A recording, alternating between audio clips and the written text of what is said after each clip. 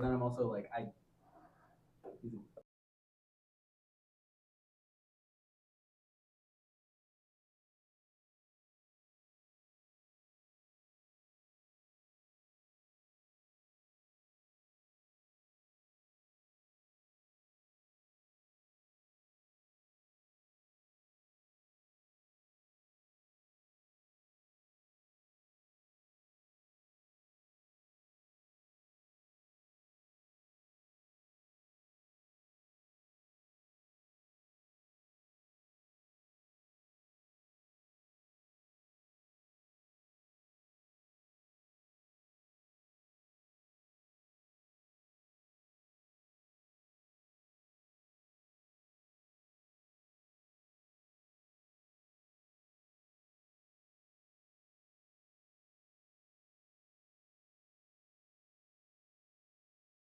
and the way that they like just like consistently change it is what is one of the things that aggravates me most, because you're essentially just taking away certain characteristics that you don't want to relate to. Sure, but Kanye's like a Nazi. Yeah, that's absolutely fair. That's absolutely fair. Oh, yeah. It's like I can't argue against that. He does. Like, I feel like. Let's start social methodology. Yeah, let's talk about some social methodology. The social method of Kanye hatred. Oh, trust me, I would much rather have this conversation than the one we're about to have. Are you leading the lab right after this, or is that the TA? The lab, like next week? Oh, is it not Wednesday? Today is Wednesday. Yeah. The labs are never on Wednesday. Maybe on Tuesdays or Wednesdays, I thought. No, Tuesdays and Tuesdays. Oh, was it like Tuesday in the morning or Tuesday and then Tuesday afternoon? Yeah. Oops. Well, there's none this week anyway. It's not till next week, where you will do survey stuff. So you didn't miss a lab, or you've missed two. I don't know which. No, I think you were in the one that I led the first time. So yeah, I didn't go to last week. that's okay. I'll forgive you probably. I'll keep secret notes. A, likes Nazis. B, no, I'm just kidding. Not plural. Likes Nazi, just one. What? Just Kanye.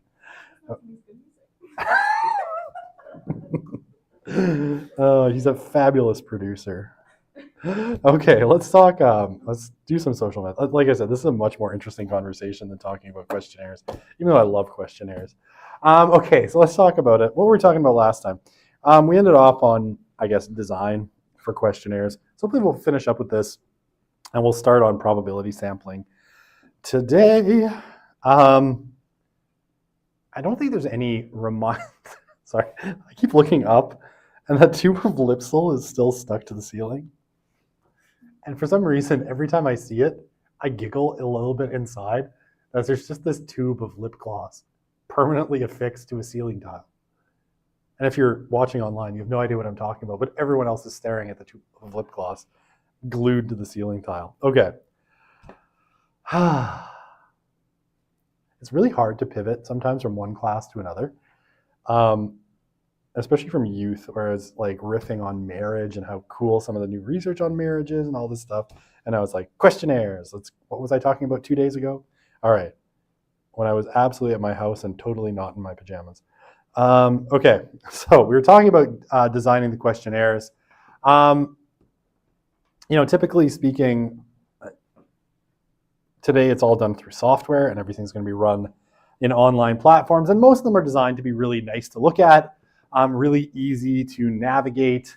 There is some question as to how you design, certain sections. Do you list out questions one at a time, or do you put like a block of questions together with similar answer sets, right? So if you have your strongly agree, neither, disagree, strongly disagree, you could have just a bunch of statements like this, in a grid. This is a grid. I don't know what I'm doing. I'm bad at drawing, obviously, right? And you just have people fill it in as they go.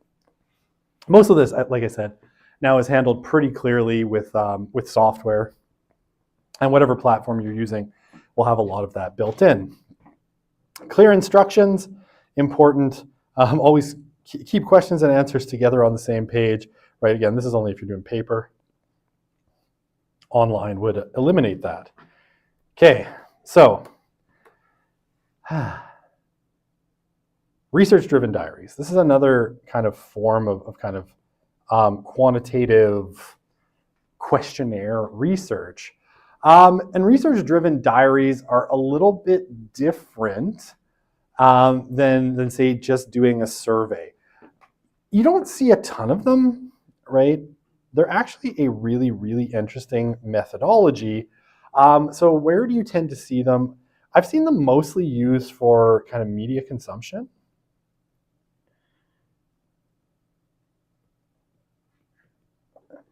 And I've seen a few used for things like really sensitive subjects, like I'll just write it, sexual practices.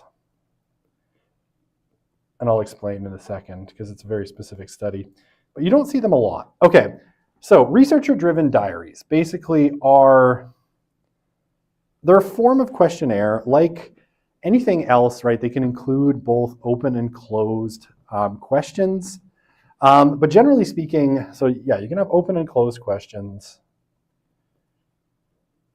Generally speaking, they're done with the goal of typically tracking behavior and attitudes over time, right? So if you wanted to know something, I guess the other place where I've seen them use is nutrition. I've seen some nutrition done this way as well. But let's say that you wanted to kind of figure out, like for a week or a couple weeks or a month, what someone's kind of behavior looked like. One of the things that you could do is have them sort of keep a researcher-driven diary. And again, these used to be done on paper, right? Like I remember, it wasn't that long ago, like 20 years. People used to mail these out for like, to find out what radio stations you were listening to, what television channels you were watching. And they would send you a diary, right, with a envelope that you could put it in and mail back to them. And you were supposed to sort of fill this out, right? So Monday, I watched, Global for 45 minutes. And then I watched, whatever it happens to be. And you would keep that, or on the radio, it's like, I listened to, The Bear I could not think of another radio station for some reason in Edmonton other than 100.3 The Bear. That still exists, right? I honestly never listened to the radio. Okay. Is it still bad? My personal, yeah. Okay. Good. Nothing changes. But yeah, so you would, be like, okay, I listened to that for 45 minutes or an hour in the car, and you would just kind of track your media consumption and then, mail it back, and they would analyze it, and that would give them a sense of who's listening, based on demographics to what radio stations, and they could sell that back to radio stations so they would have a better sense of their audience. Now, again, these are typically done online where, they send you a web portal and you log in every day, and they'll send you reminders to log in every day. And then you note down what you watched, what you listened to, like what your media consumption habits were in this period. And I remember the last one I did, and I only did it because they were offering $1. So they literally mailed you a single loonie in the envelope. And I'm like, okay, sure, I'll do it. And literally they're like, okay, so how much like cable TV did you watch? I don't have cable and I never have. So it was like 0 minutes. How much radio did you listen to? I don't listen to the radio. I listen to podcasts and streaming music. So it was 0 minutes. I must have been the least interesting thing to, like, wow, this person just does not consume media, because they weren't asking about any streaming or online media. And then they wanted me to do a second one, so they mailed me $2. And then I was like, no, I'm going to keep your $2 and not do your second thing. So they paid me $3 for one survey. Weren't they nice? But this was, kind of to track. I think this was like a Sunday to Saturday, right? And you're supposed to do this every week to give them an idea of your media consumption habits. Like I said, I've seen this done with nutrition as well. It's a little bit more science-based, but trying to get a sense of what people are eating, like what their diet looks like, how much processed versus home-prepared meals they're having. And the one I remember, and I talk about it in Sociology of Youth, was a study on college campuses where a researcher named Donna Freitas wanted to understand sort of kind of the sexual and romantic lives of college students. So she had them do, and she found that surveys were not yielding particularly good results because there was a lot of social desirability bias. And but she did these researcher-driven diaries where she's like, every day just like log in and, talk about did you have a romantic encounter today? Did it become sexual? And then any open comments that people wanted to put in there, like where did you meet them, right? Was it a dating app? What was it? And it yielded really interesting results. And I think she did about a month with people. And, according to her, and you can read about it in her book, or her books, Sex and the Soul and the End of Sex, the results were really interesting. And yielded a lot of really interesting information about how they felt, and here they would record their feelings, how they felt about things like hookups, right? So it was a really interesting research study. And again, with this kind of diary system, there were questions to answer each day and then some open questions to fill in. And they can be a really good way of getting a sort of, it still has to be relatively short duration, but a little bit longer time frame than just like that cross-sectional 1 moment snapshot and give me your opinion. Okay, so obviously, usually they should be done daily, at least, and participants should be given pretty straightforward explanations or instructions on how to complete the diary, the time periods for recording responses, the type of experience to be recorded, and all of that sort of stuff. They're used for both quantitative and qualitative research.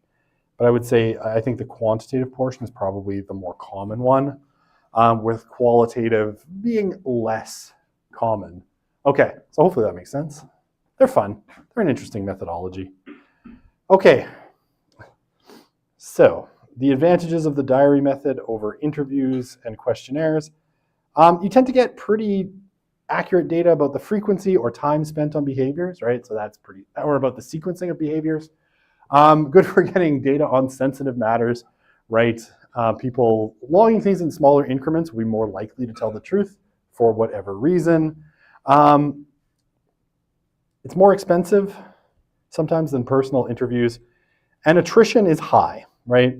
People will get really tired of filling them out. So, what's a pretty common thing with research diaries is, Sunday, you're gonna have like 80% of people who agreed filling it out, and by the time you get to Saturday, you're maybe down to like 30. So you have a high non-completion rate. So you're going to miss a lot of data, say in the later days of your diary entry.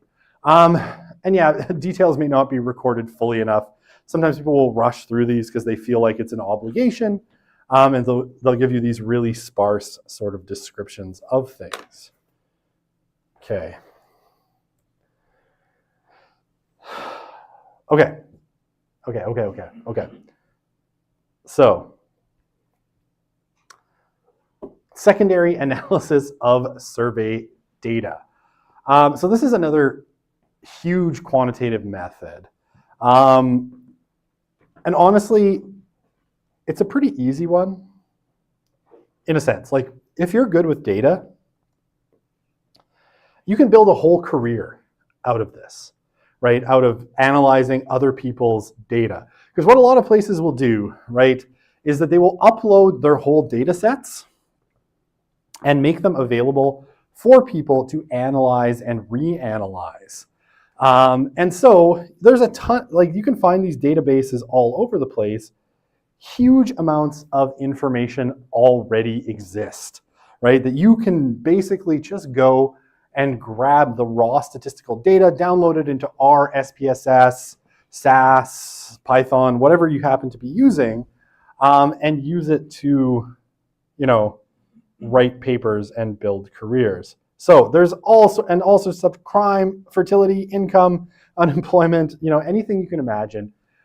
People have done research on, and a lot of the data sets are available. And increasingly, one of the things that a lot of academic journals are doing is that they are requiring people who want to publish to upload the data into publicly available databases so that other people can work with it and then use that data to verify the findings of the researchers. So a lot of this is now being pushed at the journal level, A, to try and increase the amount of scholarship that's out there, but B, to make it easier for people to do kind of reproduction studies on data sets. So there's a ton of this around. And like I said, if you're clever and you have a kind of a take, you can build a whole career out of doing this. And I think of, so one of my favorite people online is a guy named Ryan Burge. He's a really interesting guy. He's a professor at Eastern Illinois University. And one of the things that he does, actually most of what he does, is just looking at other people's data sets, making charts about it and posting it on Twitter and writing books about it. He's now got a Substack too called Graphs About Religion, because he's mostly focused on religion. But he, very interestingly, kind of started out, bless you, he said he was going to take data from all sorts of places and make one graph a day and post it on Twitter. And that's what he's been doing for the past 6 years. And, you want to, like I said, you can build a career out of this. If anyone has questions about religion, like the New York Times, religion in America, the New York Times or the Washington Post, or anything, they tend to call Ryan because he's got this really prominent public persona. So there is nothing wrong with using other people's data. And it's funny, I had an argument with my boss, Sandra, about this, because she was like, well, those people aren't doing real research, so their publications shouldn't count the same way that my original research contributions do. And I was like, no.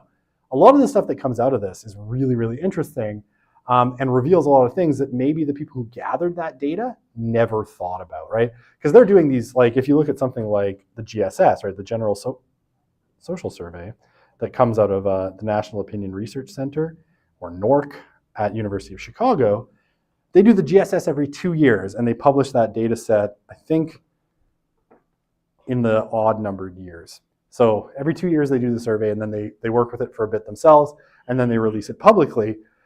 And like guys like Ryan have dug into the GSS data or the Cooperative Election Survey.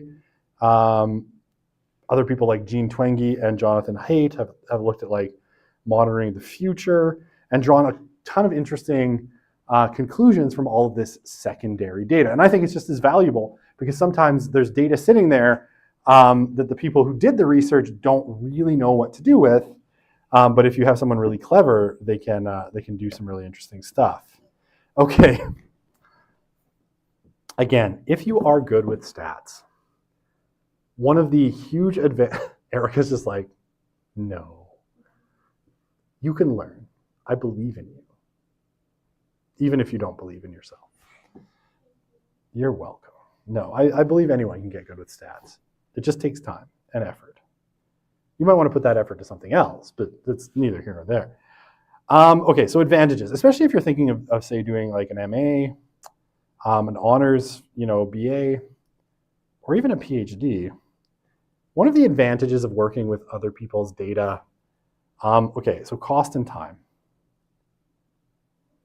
A lot of this data is, comes at the very, very, very low cost of free. Right? Like honestly, you could go download the GSS today. You could download the database for monitoring the future today. There's a ton of these databases. StatsCan's sucky about this, but a lot of other places are really great about it. Free. No constraints. You get a ton of useful data that you can just work with. And time. Well, the time thing, you don't have to spend gathering the data yourself. So let's say that you're wanting to do an MA, right? You do your year of coursework, and then you want to do a project, doing some statistics. You can go and field your own study, but you're going to need some kind of research funding, and you're going to need some time to develop and field that instrument, which, and hopefully a good supervisor that can help you figure out how to do that. All of which costs and takes time.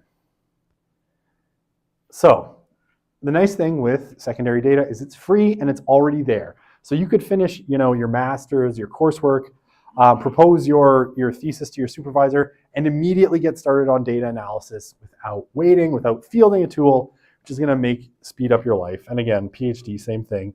You could finish with your specialization exam, using insider lingo, specialization exams and candidacy, and then go immediately into data analysis without having to wait, which has tons of advantages as well. Trust me, doing original research and going out into the field to get data is super time consuming. So, not that it's bad, but it's just more than the 5 minutes it's going to take you to download someone else's data. A lot of this data tends to be really high quality as well, right? Again, like the GSS, super high quality, has some limitations. Monitoring the future, a lot of it goes back really far. That's the other thing, right? Like if you look at the GSS, right, this is again American data, but it goes back to 1972, and every 2 years, right? So 74, 76, 78, all the way to 2024, right? You have separate waves of the data. So you can compare things over a long period of time. Monitoring the future is the same. Monitoring the future goes back to 1976, right? There are these amazing databases with long-term data sets where you can compare things and all sorts of fun stuff. So a lot of this is high quality. A lot of it, has this opportunity for longitudinal analysis, subgroup analysis, right, where they'll be stratified by age and all of these sorts of things, age, sex, sexual orientation, religious identity, right? All sorts of subgroup analysis ends up being possible. Potential opportunities for cross-cultural studies, downloading different data sets from different places and working with them and seeing, how different people answer similar questions. You could look at, say, something like the Gallup World Values Survey, which has data from, if I recall, 140 countries, where they ask roughly the same questions, which is really cool, right? You could do a lot of cross-cultural analysis based on something like the World Values Survey. You get more time. You get to play with statistics for longer, right? You get more time with the statistics, right? More time to write code in R, all the things that you enjoy so much, right? Not a fan? That's okay. Maybe you're more of a qualitative person. That's okay too. Well, we're not going to denigrate qualitative research. I love qualitative research as well. Okay, more time for data analysis. Reanalysis for new interpretations is possible, right? You can reanalyze the same data. The other thing is, you can also build a career. I'm going to erase a little bit at the bottom of my slide. Oops, at the bottom of my slide to make room for my doodles. But you can make a career in kind of going back and comparing as new waves of data come out, right? And again, I know lots of researchers that basically fall into this category. So, like Monitoring the Future puts out, I think their data is every 4 years. Or maybe they're every year. I can't remember now. But GSS every 2 years. So 2 years later, you can write another paper analyzing how things have changed. Or 10 years later, you go back and revisit the conclusions of the paper you wrote 10 years ago, right? So lots of good stuff. And it fulfills this wider obligation of social research, which is to kind of tell the truth about the world and illuminate what's going on. Oops, I thought I had question slides built in, and I don't think I do anymore. Oh well, c'est la vie. Oh right, I built them into a separate presentation last time. Okay, NORC. I love NORC. Not only because it's fun to say. Just say NORC a lot. Okay, so disadvantages. Lack of familiarity with someone else's data. Now, I think, again, if you're good with data, you can work through this pretty simply. It might take you a little bit of time to figure out the code books, but most of these surveys are set up professionally, so they work really well. Now, that said, the data sets are extremely complex, right? And some of them ask hundreds of questions. So cleaning up the data and finding the stuff you want can be a challenge. Okay. You can get this ecological fallacy, right? Data gathered by region or neighborhood, things like census data, are used to make statements about individuals within those areas, which may not necessarily be true. And yeah, no control over data quality. One of the things that genuinely drives me crazy about this, and this kind of goes into both things, Stats can, for whatever reason, their questions on religion, and again, I'm super like a social religion nerd, are so incredibly stupid. The way they ask their questions is like, the way they group people in their kind of research is dumb. Basically, they have just like no religion as a blanket category with no differentiation for like atheist, agnostic, nothing in particular. It's a really crude measure. And no matter how many times I write angry emails to them, they never respond with, oh, we'll fix that next time. No, I've never actually written them an email. I'm assuming they wouldn't respond. But sometimes, right, there's absence of key variables. Data quality might not be there, and you have no way of asking the questions that are pertinent to you, right? So if something, if you have a particular kind of insight or take on something and you're using other people's data, sometimes you have to sort of shoehorn your own conclusions into data that might be missing key pieces of information. Okay. All right.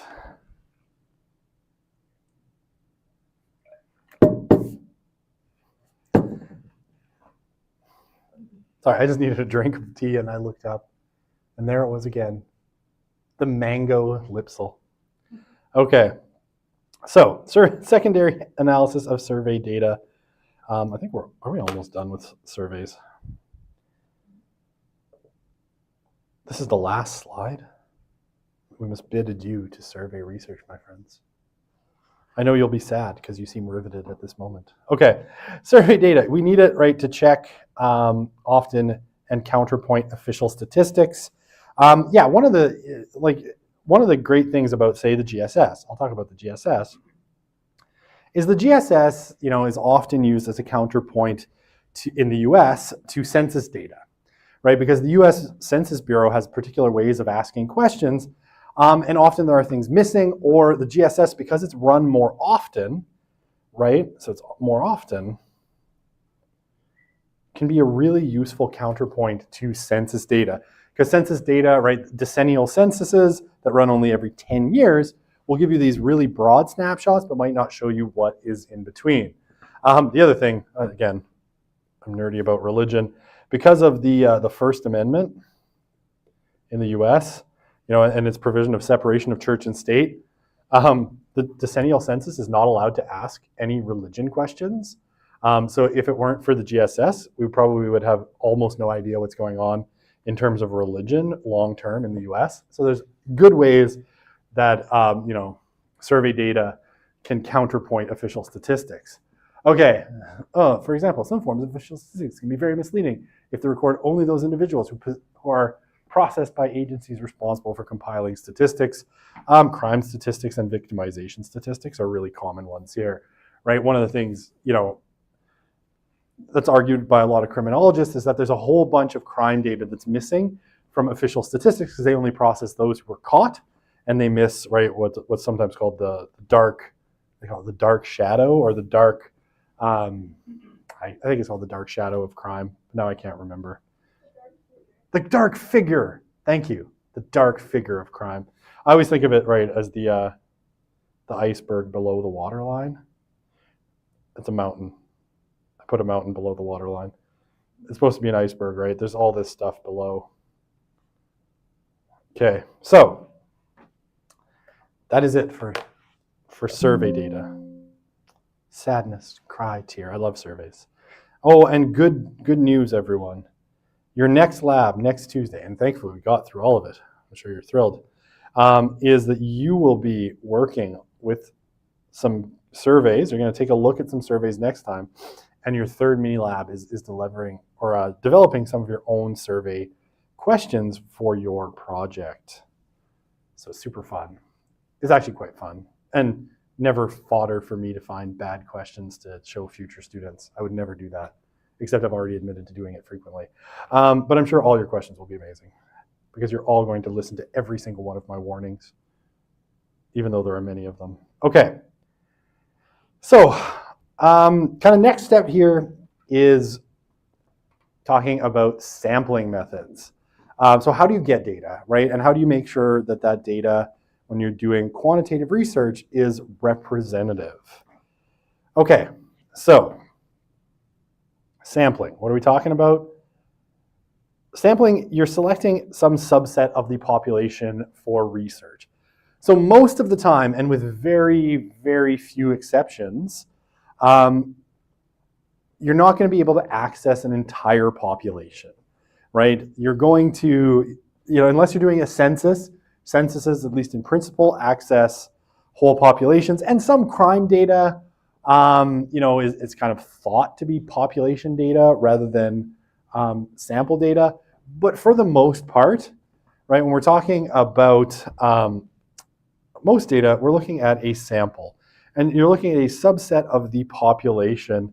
And hopefully what you're going for is that subset is representative. Okay. So there are essentially two ways, two main types of sampling: probability sampling and non-probability sampling. Okay. So probability sampling, random selection methods, typically associated with quantitative research methods. Probability sampling is really difficult to do qualitatively, so most of our qualitative methods are non-probability samples. Non-probability samples don't use random selection methods and are typically associated with qualitative research, although as I'll suggest as we go through this, you do see a lot of quantitative that is using more non-probability samples, and my favorite one is quota sampling, which I think if you look at a lot of the online polling that happens in Canada, from places like Leger and Abacus and Ecos, even though Ecos is garbage and their whole company should be burned to the ground because their sampling methods are stupid and the guy who runs it is stupid. Frank James, I hate that guy. Or Frank Graves? Frank Graves. He's on Twitter all the time, and his polls are super out of whack, and Ecos sucks. I'm just going to write that so you know. I have a personal grudge against him for no particular reason. But they suck, and their sampling method is stupid. Anyway, that's neither here nor there, but don't trust their polls. Okay, so when we talk about so basically, yeah, you've got your probability, non-probability. All right, so an element or a unit, single case in your population, right? So every person that answers your survey, right, if you do a survey, every person who answers that survey, I've created a weird giraffe man. There we go, that's better. Every person who answers it is an element or a case, right? So it's usually a person, could be other things, right? Nations, regions, cities, schools, or companies. But most commonly in most of your quantitative research, it's individual people, especially because we mostly use surveys, right? And the population, right, is all the cases you're seeking information about, right? So if you were wanting to do research on U of A students, right, your population is U of A students. If you wanted to, talk about Albertans, your population is everyone who lives in Alberta, right? So typically speaking, everyone who works for Skip the Dishes, all students at U of A, any kind of large group that you're seeking knowledge about. Now, again, you're not going to ever be able to sample all of them, simply because it's too. Is that time right? Okay, I'm like, wow. Sometimes the time flies, and sometimes it's 2:36. I felt like on Monday, for whatever reason, it was flying. I'm like, wow, are we done already? And today I'm like, I'm surprised more time hasn't gone by. Weird. Okay, I'm sorry. Okay, sampling frame. So sampling frame. What is a sampling frame? It's a list of the list of elements from which the sample will be selected, right? So when we talk about the sample, right, generally you'll have like a sampling frame. Now, in kind of a lot of classical survey studies that were done on either phone or by mail, this would have been, things like, like the city of Edmonton or a postal code, right? So let's say you wanted to know, about people on the south side. You would have, your sampling frame would have been everybody who lives, with a postal code that starts with T6X, right?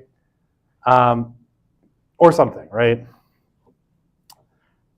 So that is the frame, right? The group from which you will select. If you were, say, doing, I'm trying to think of, I can't remember what the postal codes for Edmonton are. I know they all start with T, and I think they all start with T6. But let's say for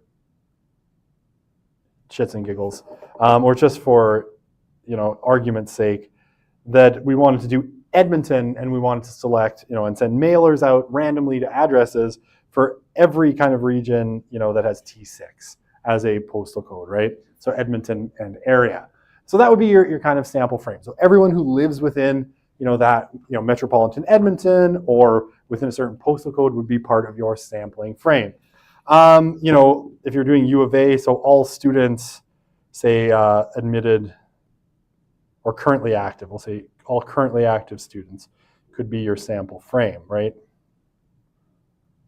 Okay, so the sample is the ones that you pick, right? The ones that you select for the actual investigation. So a subset of your population, and you can do this through either probability or non-probability samples, and we'll talk about different kinds of probability samples in a sec. So your representative sample, generally speaking, is a sample that is a microcosm of the population. So basically, to have a representative sample, your sample should roughly resemble the makeup of your population, right? So it should be close in composition in terms of age, sex, race, and other characteristics, right? What you don't want, say, like, let's say you were sampling U of A students, and you got, and in your sample, what you ended up with was 66% males. Well, then it wouldn't be representative, right? Because the gender balance or the sex balance between the sexes at U of A isn't 66% male, 33% female. So you wouldn't be able to say that that's a representative sample, right? So you want one that is roughly representative of the characteristics of your population, right? So typically you get this when you use probability sampling. It's increasingly difficult to do because of some technological changes, but that's why, people will do, and I'll describe different sampling methods, use kind of probability sampling methods so that you get the best chance of matching your total, the makeup of your population. Okay. Calculating the representative sample. All right, so it's actually pretty simple, right? The formula looks like this. Sample size is equal to z squared times p times 1 minus p over C2, right? So z value is your confidence level. So how much, how confident do you want to be in the results? How sure are you of the margin of error? Usually between 99 and 95%. The population, so z squared, and then the population times 1 minus the population divided by the confidence interval, right? And your confidence interval is basically your margin, or sorry, confidence level, how sure you are of your margin of error, right? Your margin of error is usually between 1 and 5% for most samples. Now, you basically don't even have to do this. Like you can kind of know the formula, but if you go online and you can check this, right? If you copy and paste this into your browser, what you'll get is a sample size calculator. SurveyMonkey also has one, right? You can look for SurveyMonkey sample size calculator. So when you're doing your major lab number 1, it's going to ask you, about sampling method. And one of the things you're going to want to put in is your sample size. So this requires you to think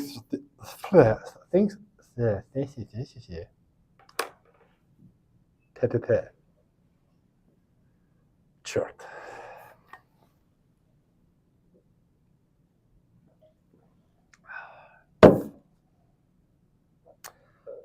Я не могу говорить по-английски. All right, let's try this again. So, these calculators are really pretty straightforward, unlike speaking English, apparently. So what you need to figure out is sort of where you want to be. So, margin of error, right? So if you ever look at political polling, right, you'll see this pretty commonly when people are reporting on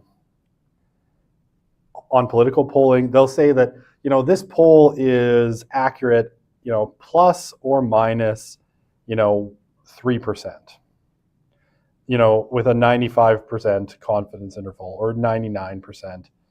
So, you know, 9.9 times out of 10, the result should be, you know, plus or minus 3%. So whatever's reported could be 3% higher or 3% lower, and you're about, you know, in about 99% of times that you run the same method through. So that would be your confidence level. Okay. So what you really just need to figure out in terms of sample size is you need to take your population, right? So whatever your population is, and enter it into this calculation to figure out, you know, how many people you're going to have to sample. Now there are some kind of rules of thumb, and I'll go over them in a minute, because at a certain point, more people in your sample will not return any better results than a slightly smaller sample. Okay. So yeah, for example, here, right, and I threw this into a calculator. If you had a population of 10,000 people with a margin of error of plus or minus 5% and a 95% confidence interval, you need about 370 respondents. That's a pretty small sample size, but kind of, you know, reasonable. Okay. Did I do these already? Okay. I'm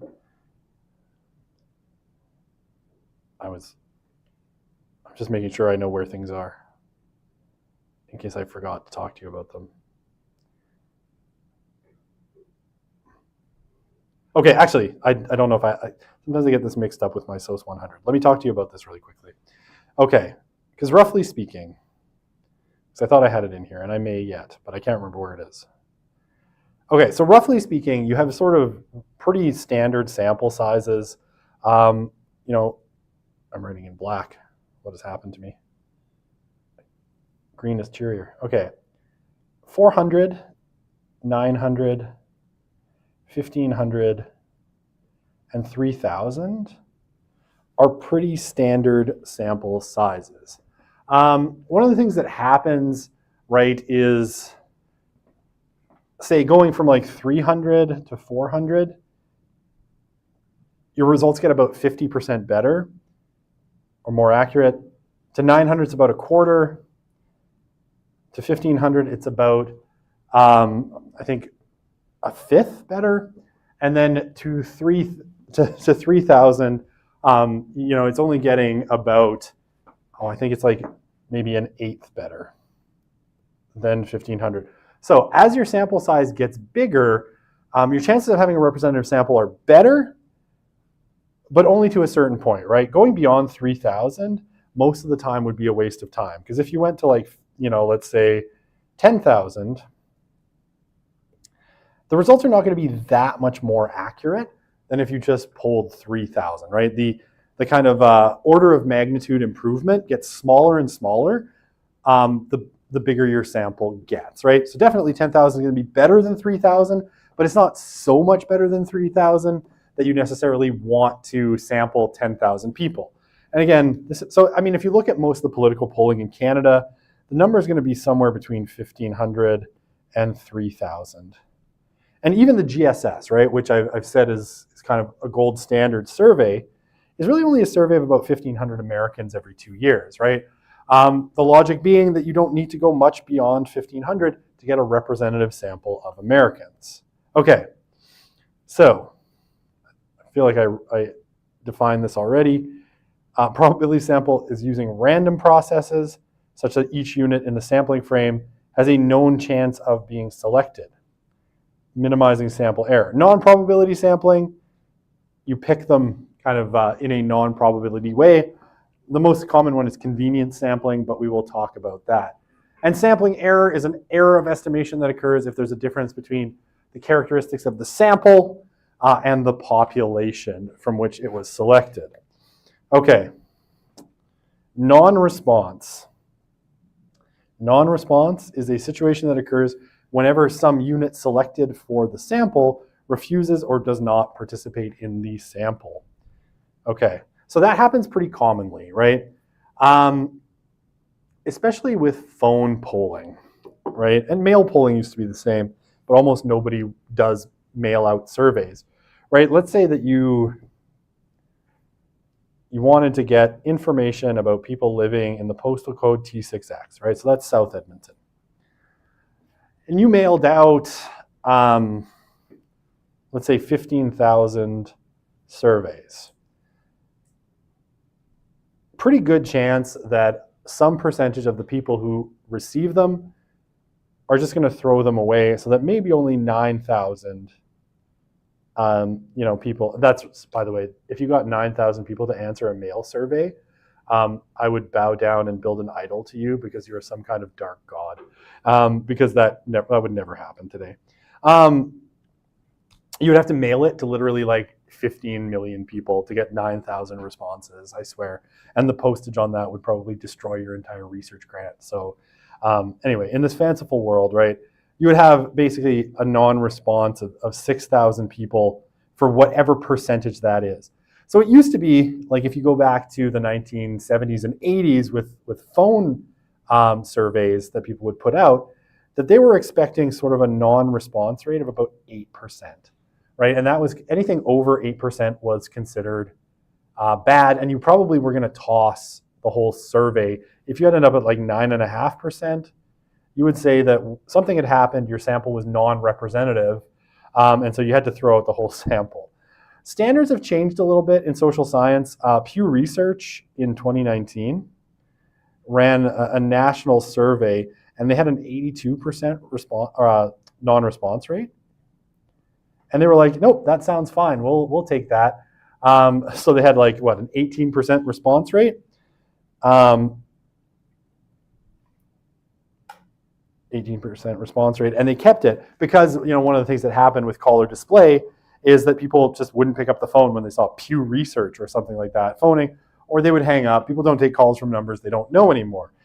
So these kinds of non-response rates have gone up. Now that does affect the quality of data pretty significantly. And very famously, like on the religion statistics that came out of this Pew Research study, one sociologist of religion named Rodney Stark basically said that the data was garbage, right? The Pew data was garbage because it's not representative, because, you know, you had an 82% non-response rate. So it's kind of an open debate today what your non-response rate can be on some of these things, but people have gotten a little bit looser with it than they were in the past. Okay, now, like I said, it does affect the quality of your data. The higher the non-response rate, the less likely you are to get a representative sample, because potentially, depending on methodology,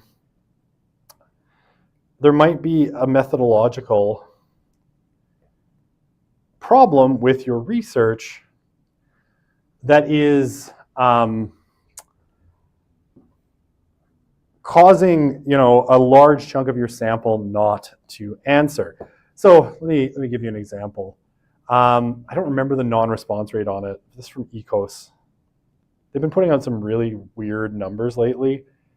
One of them suggested that against all the other polls in the country, that the next government would be a Mark Carney-led liberal minority government, which I have no problem with in principle. I just don't think the data backs it up. And one of the things that they were doing was it's a text push poll. It's a really weird methodology where they basically send you a text message that then pushes you to select, like to click on a link to then complete an online survey. Now, I don't know about you, but how many non-solicited text messages do you click on links to? like 0 because you're not an insane person that wants your identity stolen? Right. And Frank Graves pretends like this is a super sound methodology. I'm like, that's a super dumb methodology, man. That's a bad methodology. It's like, but our sample is representative. I'm like, that's my answer. No. Again, I don't remember the non-response rate, but it has to be really, really high because you're probably pushing out to random numbers nationally, which tells you just nothing. A whole bunch of these text push polls, and it's just a terrible, terrible method. The really weird thing, sorry, I'm gonna go geeky nerd on you for 1 second. One of the weird things that's happened with Canada, with all of our phone plans, is they've all essentially gone regionless, right? So everything comes with national talk and text.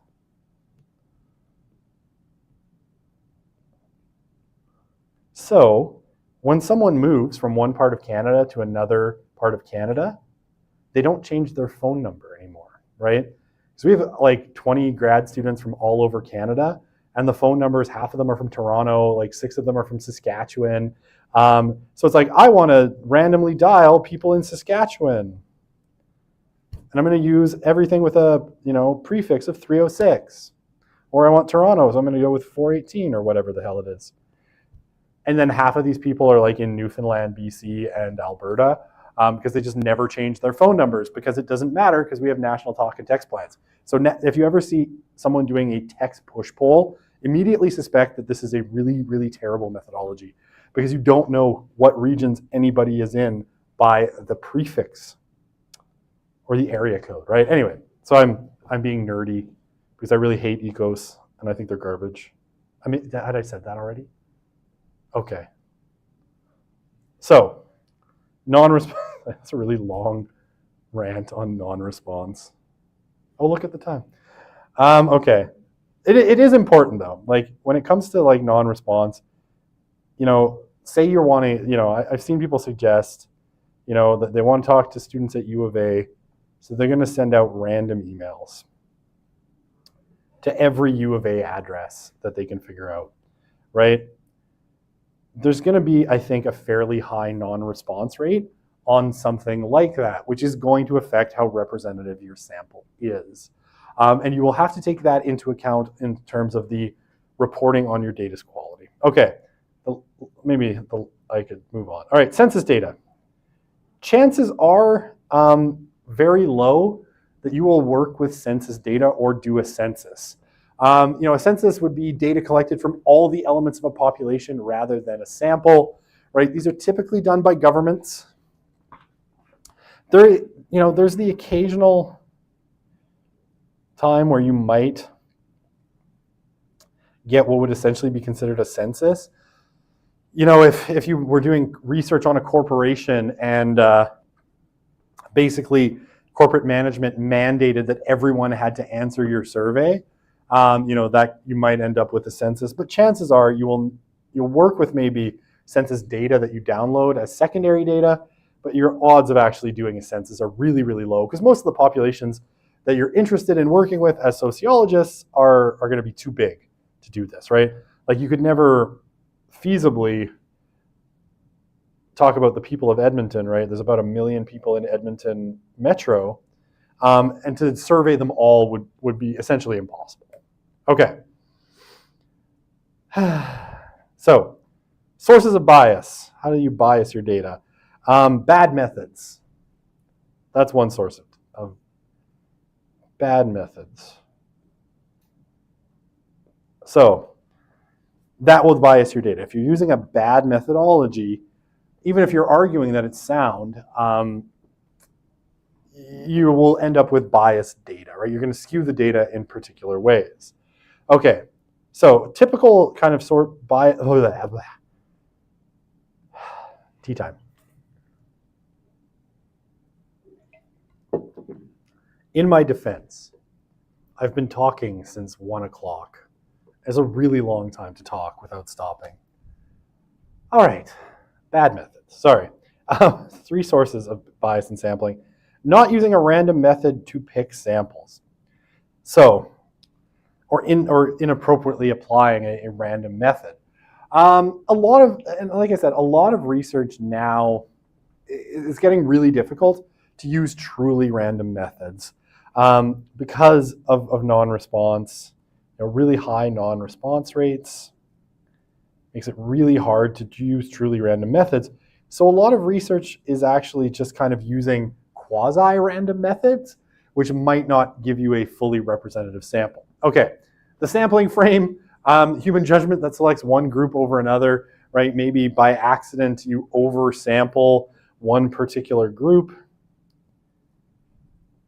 And again, if you want to point and laugh at ECOS research, one of the things that they oversample in their polls is old people and university-educated people because of their sampling method. So they tend to get more elderly people and more university-educated people for whatever reason. And yeah, non-response, sorry, I should have pointed that down there. Some people fail to participate, which will skew your data. And again, it used to be a really low bar, like 8% non-response. And you'd be like, there's something wrong with our sample. And you toss the data and try again. But people are getting increasingly tolerant of really bad non-response rates just because it's harder to get people to respond. So if you ever wonder, right, why the political polling seems to have gotten really, really inaccurate, right? And this has been a complaint in the last couple of American elections and in the last few Canadian elections. One of the big problems is non-response, right? When people put out polls, they're not getting a good response rate, so the data is skewed in some way. Okay. So, how are we doing for almost 3 o'clock? Let's go a little more. And as I said, I think we'll be in good shape. So many more slides.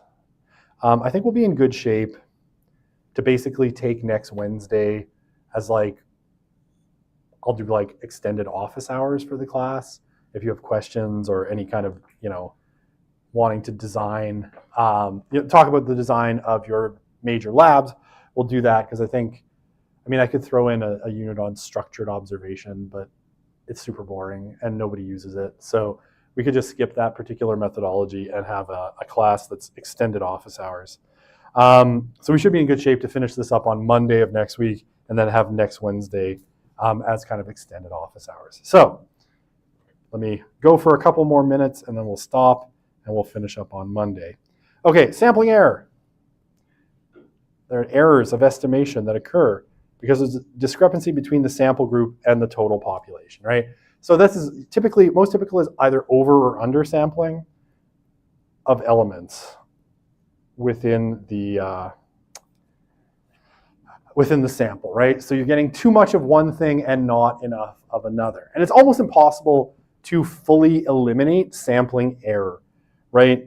You can try by going bigger, but chances are you're always going to end up oversampling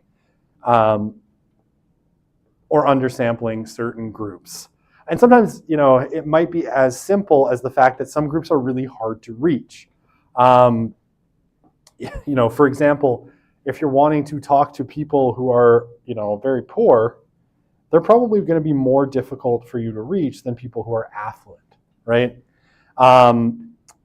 They might be less likely to have, a cell phone or something like that, or email or whatever tool. So your chances are, you tend to undersample poor people, oversample rich people, undersample poor people, oversample men, especially online. Men are way more likely to respond to online polls for some deep psychological reason, probably somehow related to biology that we don't quite understand. Sorry, I'm going back to the beginning of the class.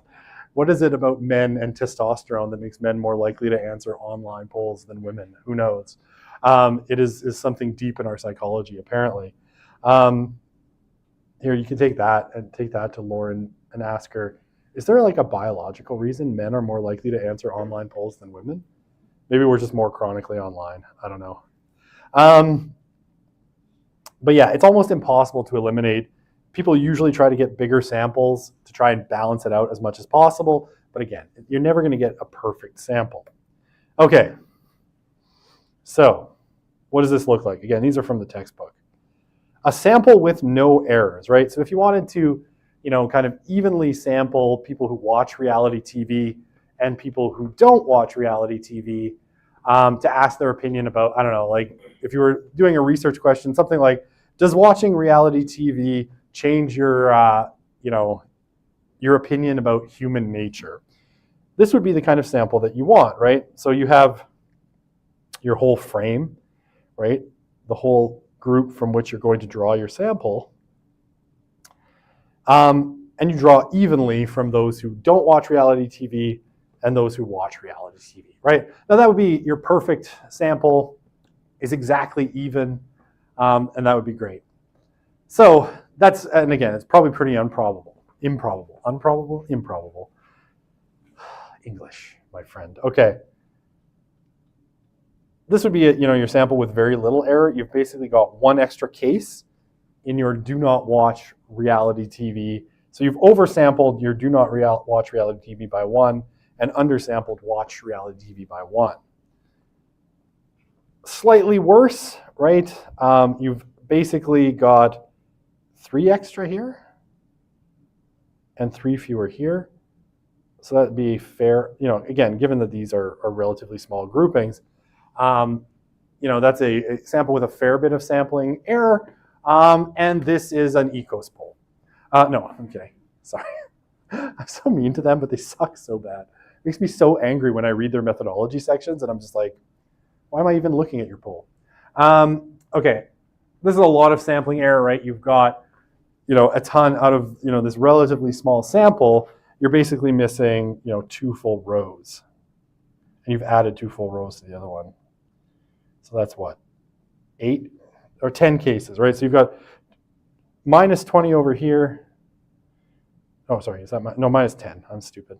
Minus 10 plus 10, right? So you've oversampled and undersampled considerably. So that's just kind of a visual representation of what it would look like. Okay, 304. Let's do simple random sampling because it's pretty straightforward to answer. Now again, this one is hard to do. Like, this has sort of been the gold standard in a lot of cases, would be something like simple random sampling. There's a couple of assumptions built into simple random sampling that can be somewhat difficult to reproduce, but we can talk about how it might work. Okay, so in simple random sampling, each combination of elements will have the same probability of being selected, right? So what do you do to do this? You devise a sampling frame. Okay, so let's take as a sampling frame, right? Give me a neighborhood. Let's say Millwoods. We want to poll people in Millwoods, right? We want to get data on people in Millwoods. So what you would do is you would take every single address in Millwoods, right? And that would be your list of elements in the population. So every address, right? Every address in Millwoods would be your population. Okay. And then you would start at whatever, based on the streets that you consider to be part of Millwoods, and you would number each of the houses in Millwoods. Let's just say, for argument's sake, there's 200,000 homes in Millwoods, right? So you would number them from 1 to 200,000. There might be more than that. I actually have no idea. So you figure out then what your sample size, little n, is from the total population, right? Big N. So how many do you want? And then using a random number table or random number generator or computer program, you generate a list of random numbers, right? So it might give you 3, 9, 15, and let's say your sample size is, you're going to do 1,500. It would randomly select 1,500 numbers from 1 to 200,000, right? And then, sorry, I was also listening to the truck backing up. The sample will be comprised of the cases, right? So basically, whatever 1,500 numbers it selects, you would send out your survey, right? You would try to reach them. You would phone that home if they had home phones. mail the survey to them or find some other way to reach these 1,500 out of 200,000 homes in Mill Woods. And that's basically how simple random sampling works, right? You basically you figure out what your population is, right? Your sampling frame. You have your list of elements within the population, you number them, and then you randomly select, basically units from within that or elements from within it until you reach your sample size. Now, obviously, the problem with simple random sampling becomes it happens when you don't necessarily have access to something that's as straightforward as, say, all the homes within all the homes in Mill Woods. Or if you wanted to sample U of A students, if you could get a complete list of all U of A students, number all of them from 1 to 44,000 or whatever, and then randomly select them based on random number generation, that would be a perfectly good way of doing a simple random sample. But increasingly, again, this is becoming really challenging for social researchers because, things like people don't answer mail surveys. People don't have home phones, right? Like in the past, parts of the city, right? So let's say the West End, right? Because I grew up in the West End of Edmonton. And when I was growing up in the 1980s, me and all my neighbors had phone numbers that started with 487, right? The whole neighborhood, every house had a phone number that started with 487 because it was assigned by, at the time, Alberta government telephones, and they were like, everything here. So if I wanted to sample people in West Edmonton, I would just start random dialing phone numbers that start with 487. Now that's all gone to, let's say it's a long distant kind of thing. Numbers are now kind of randomly assigned. You can pick your own. It doesn't matter where you live in a city or anything like that. So a lot of this has gotten harder, right? There's also more privacy legislation. Go to the U of A and say, I want to do a sample. Could you give me the email addresses of every single student at the U of A?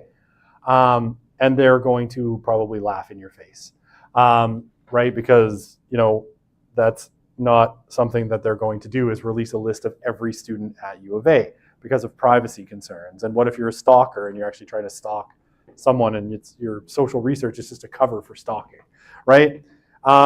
Privacy, safety. So simple random sampling in principle works really well.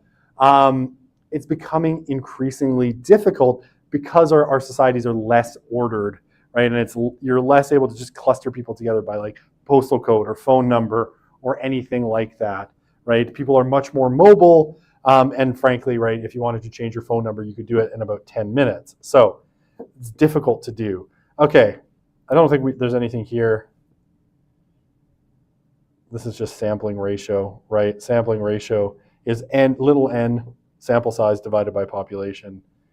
Sample size of n of 1,000 taken from a population of 10,000 means, a sampling ratio of 0.11%, right? Nothing too crazy about that.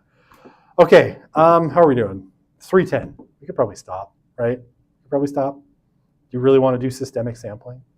Not at all? Not ever in your whole life? Okay, I'm sorry. We'll do it on Monday. You'll have a weekend away. I know it's a little dry.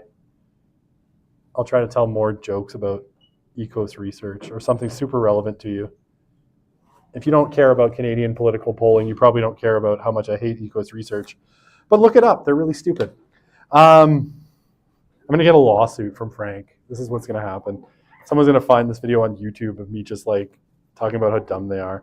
Okay, we'll leave it there. We'll finish sampling methods on Monday. And like I said, next Wednesday, we'll do kind of extended office hours back in the CCR. Yes, I am done. Goodbye. Oof.